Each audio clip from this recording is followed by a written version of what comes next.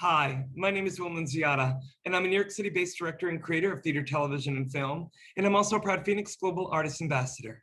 Today, I am thrilled to be speaking with the LA-based indie folk, soul, pop, singer-songwriter, Dahlya Mani.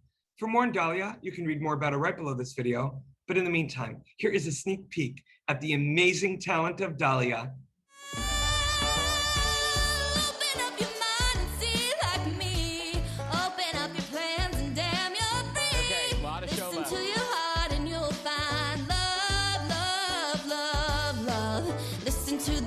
Of the moment people dance and sing, we're just one big family. This is our fate. I'm yours. Well, hello, Dahlya. How are you?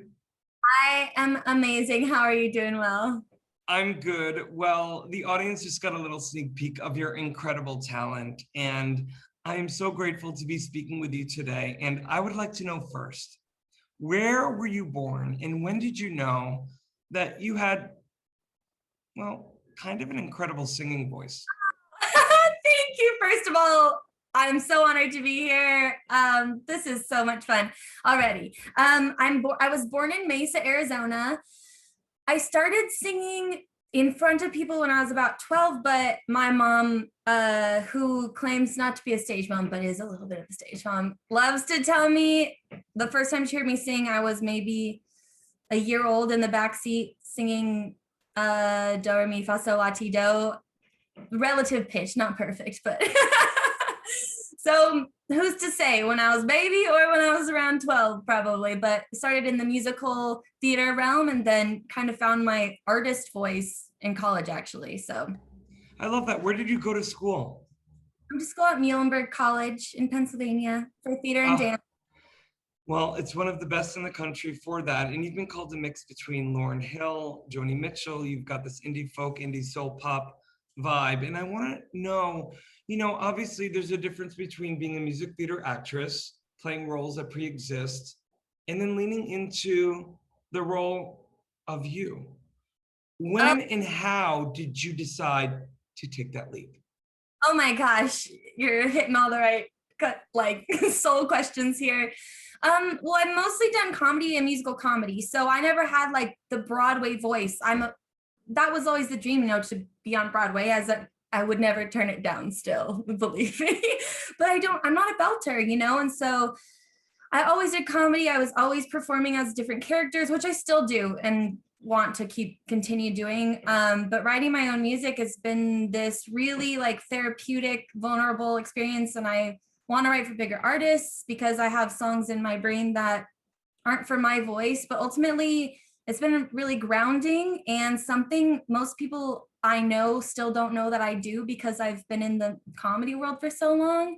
They're like, oh my gosh, you sing for real, not just jokes. So now it's just something I'm trying to lean into because it's so fulfilling and I just want to keep doing it.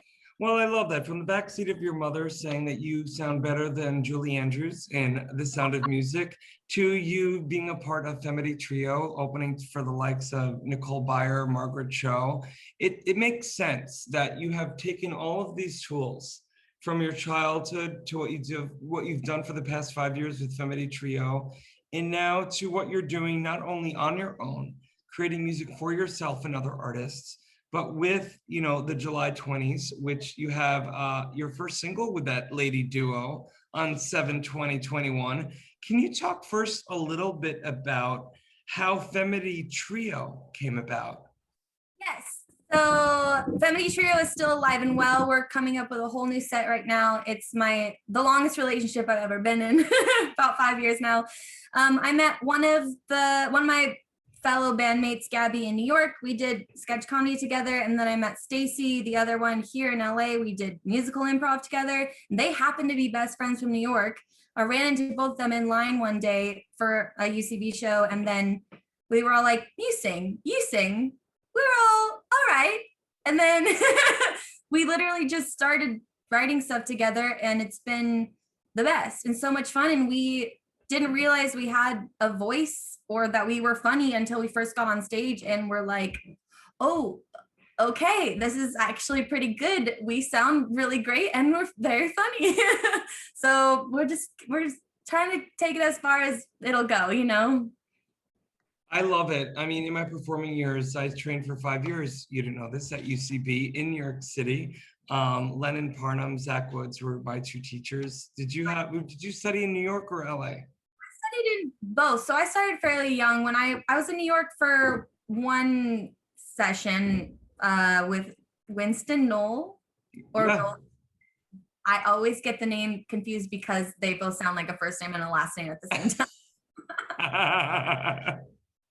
Well, my claim to fame at UCB is that Abby Jacobson of Broad City was in all 4 of my 5 levels. And I just remember going to like drinks with her afterwards, and she was like, yeah, there's this girl, you know, we have this saying, Broad City, and like, I'm so proud of her. But you know, you meet people along the way, and when it's their time, it's their time. And then, well, Dahlya, your time has already been happening, but I really want to lean into this blend that you have unapologetically attacked, which is your musical taste and your comedy taste. How do you feel within the July 20s specifically, you're able to put that out there? Well, I'll tell you what the July 20s is.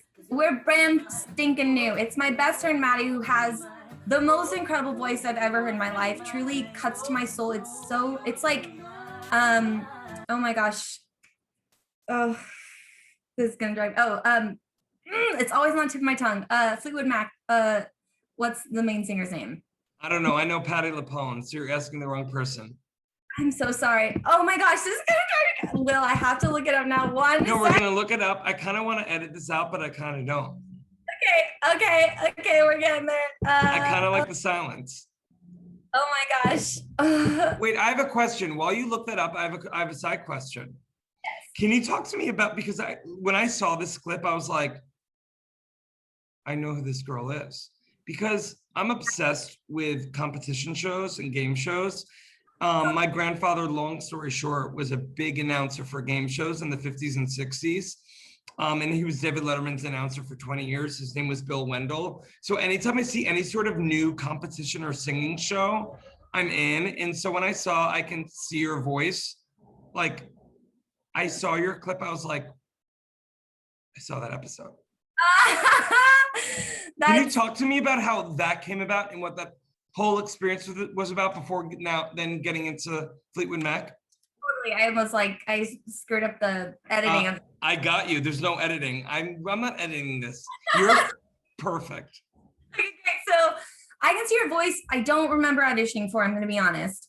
I've auditioned for so many things over the years. If somebody says, send me a video of you singing, I'm like, sure, done.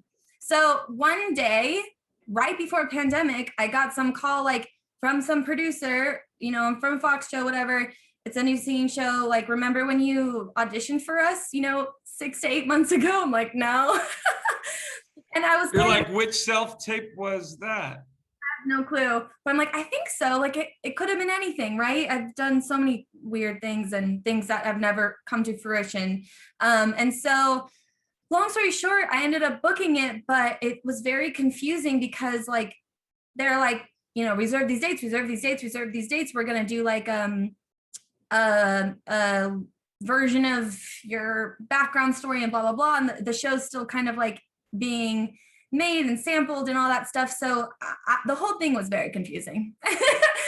But anyways, I ended up, you know, getting cast, and we had amazing training for about 2 weeks from American Idol coaches and like Broadway choreographers. And that was the best part, because like basically the show itself was really cool to like sing on a soundstage. We shot March 13th, 2020, which was the first day the world shut down. So everything was insane. We were shocked that we actually still shot because everything else had shut down. All productions were shut down. And we were the first episode of the season to shoot. So then, but we ended up being like the 6th or 7th to air. So our episode's like different than all the other ones, but we didn't even know if it was going to air because the format was so different. Anyways, the experience was the training was really incredible. Dom Kelly, who I have to give a shout out to, is the most incredible choreographer and like artistic mentor you will ever work with. Well, I've ever worked with, to be honest, not to put anybody else down, but he's a choreographer in LA and New York, and he's, you know, done, gosh, just look him up. Dominic Kelly, love. He changed my life. He made me into a better performer within, you know, probably a total of working with me for what, 5 to 7 hours, like just nuts. And then, so the way that I'm portrayed on that show, they have like everybody kind of fitting a mold of somebody that, you know, fits whatever type of cast that they're doing, but then also themselves. So it was cool exposure, but I also knew like, this isn't exactly my style, how I sing. I had to belt a Jason Mraz song, which if you've heard my music is not what I do. But I'm not someone to complain or like, be like, this isn't my, whatever, you know, it's a performance opportunity. It's amazing. And I, have worked behind the scenes a bunch of times, so I know it's like essentially all for TV, but overall it was a very positive experience. I did faint during filming because we were standing for 8 hours. We weren't allowed to talk to anybody because I didn't want our voices to be revealed. I was like, I'm gonna pass out because I have a history of passing out if I'm standing for long periods of time. And Ken Jeong, the host, who's so freaking nice, came up and like checked on me. And I thought I was gonna get cut from set right there because that's happened to me before, but it aired. We're good to go. It was very fun. Well, I saw it, and I love the fact that you have, Dahlya, like just such a positive outlook on everything. And obviously it's infused through your work, but also the fact that, you know, you get these reality shows. They already kind of premeditate who's going to play what character for their narrative that they want to arc. But the fact that you went in unapologetically and got what you wanted out of it to add more tools to your tool belt. And, you know, with everything that you have going on, with all of the experience you already have, when I think about you joining FENIX and this amazing social media platform that's going to connect people from the West and the East more than any other social media platform ever. And I look at all of the transcendent and universal mediums that you are a part of as a singer-songwriter, a singer, a performer, a comedian, an artist, a creator. I think of like, you know, the opportunities and the possibilities are endless for you. You are my personal motivational speaker right now. No, I just speak the truth, really. Like, and I'm so grateful that like when I do these, I really actually do the work and really deep dive. But you know, I speak the truth when it moves me, and I that's how I feel about you. Gosh, I was not expecting this to be personally soul-fulfilling therapy for me right now. Thank you for your kind words. Seriously, it's like, you know, I just met you over Zoom, and we do this. You're an artist too. Like we just keep doing it. I know. I get it. And the thing is, and look at, I get it. And I told you off camera, look at, I was a performer for 25 years professionally. And our mutual friend, Laura, we relate because Laura was also a child performer. And also me now stepping into the role of director and creator. I'm very sensitive to artists, but I also know what it's like to be in the trenches and to feel isolated and to feel what's the point and all these, you know, noise, all this noise. But it's this experience for me and being a part of FENIX has really affirmed for me that one of my blisses when I meet such once in a generation talent like yourself, if I feel it, Will, just say it. And I mean that, Dahlya. Like, you're singular. I know you've been told that before, right? I've never been told I'm singular. I've been told very nice things. But like, where else do you have someone as young as yourself who has the ability and also the wherewithal to know where they are in the business, but also know like their lane? Does that make sense? Like the fact that at the beginning of the interview, you were like, or maybe it was pre-interview, I forget now. You know, within the music theater world, I'm not a belter. Like I'm comedy, but you have created, you haven't waited. You have created what you are meant to be doing. And that is admirable for any little Dahlya out there who looking at what you do and they can say, look, mom and dad, I can do it too. Are you trying to make me cry on this? You're making me cry talking about it because it's true. Really needed to hear that. And here's the thing, you said one thing before, which was like, you know, what's the point? I'm like, I've never had that thought, not what's the point. I have had the thought like, what do I do? How, I guess, how is my question? And this is a way of how. So I'm really grateful that, you know, you brought me into this that I'm discovering now. And who the heck knows? That's why I'm like, I'll say yes to anything. And it could be a 5-minute thing, or it could connect me to whoever 10 years down the road. I don't know, you know? And the cool thing is, you know, when I put my head on the pillow at night, it's like, I love the fact that I'm in the trenches with everyone too.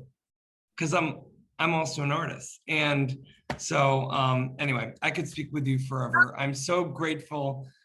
Meet you in person. Well, Dahlya, what people don't know is that pre-interview, we already set a lunch date when you're in New York City next. So I'm so excited. I'm so grateful. And I just want to let everyone know who's watching. For more on Dahlya, you can read more about her right below this video. And Dahlya, thank you so much for your time. And I can't wait to see you next week. Thank you so much. And I remembered the name, Stevie Nicks, which I'm going to murder myself for later. But like any good improviser, you brought it back. I mean, I would have kept me up at night, so. Thank you so much. Thank you, bye. Artists and bands struggle to make a living. In fact, only a small number of artists can live off their craft. For the 98% of artists that don't have the luxury of being signed to a label, it's tough. But artists deserve to live off their art. Wherever you are around the world, appreciation of music does not change. FENIX brings bands and their fans together, whilst allowing bands to properly monetize their passion. The FENIX app will directly connect bands and fans with no need for middlemen. We're utilizing the blockchain to give the power back to the artist once and for all.